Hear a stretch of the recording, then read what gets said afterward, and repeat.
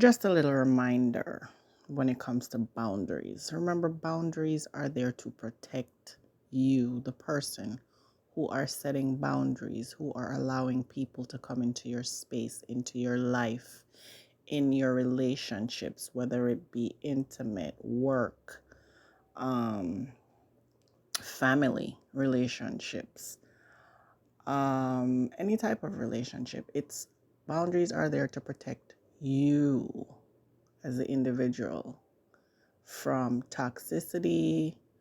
It's there to protect you from, harm, whether physical or psychological, emotional, however, whatever. It's a protective measure.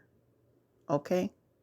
Like I started out with my first blog saying, when we walk around in this world, there are signs everywhere telling you where you can go, where you can't go, where danger is, what to do to prevent an accident, what to do should there be an accident. There are boundaries everywhere around us, and we need to be mindful of them.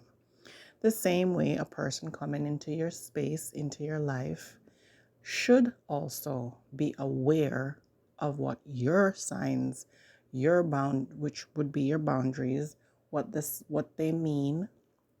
And I mean, when I say what they mean, as far as you don't got to break it down to a science, you don't have to. If you want to, you can, but you don't have to, because no is a complete sentence.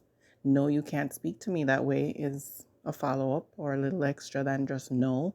But sometimes no is enough. And if you say it enough times to the same questions or the same actions that they're taking, hopefully you would hope that they would pick up on your no as a boundary. And should they not be able to see it as a boundary or respect your no, that is also a good thing for you to see who is who. Boundaries not only protect you in prevention or allowing or not allowing toxicity in your life, it is also there to sift out, or would you say sniff out, people who are for you versus people who are against you.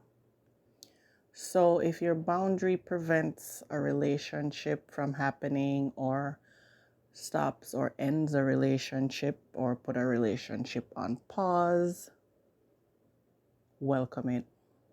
It is what it is. I remember the first time I heard God's rejection, or rejection is God's protection, I believe was exactly what it is. In a lot of ways, you can set boundaries, but I could tell you, divine intervention sometimes pops up, steps in for you, and create a boundary. When you have a supernatural boundary for your life, whether it comes in the form of rejection or disappointment, read the signs, pay attention, count your blessings, look within yourself, and focus on what is necessary and what is important. And if your peace or peace of mind is not important to you, then, by all means, don't have boundaries. Just be wilding it out and be a hot mess. But a lot of people, I realize, are afraid to even say no. A lot of people are afraid to even go beyond. I mean, if you're afraid to say no, it's kind of hard sometimes to have boundaries, or even exercise them, or maintain them, or even enforce them.